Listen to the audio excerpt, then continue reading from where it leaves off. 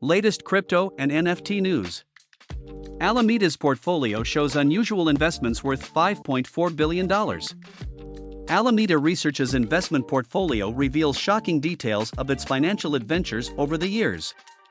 According to the recent Financial Times report, the hedge fund under Sam Bankman-Fried spent around $5.4 billion on over 500 unusual illiquid investments.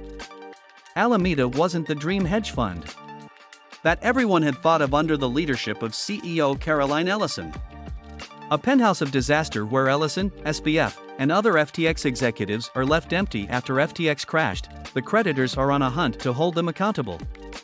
According to FT, the company was actively participating in different companies.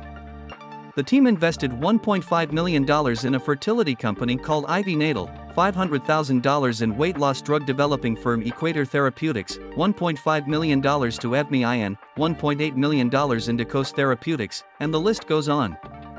Visit our website for more news.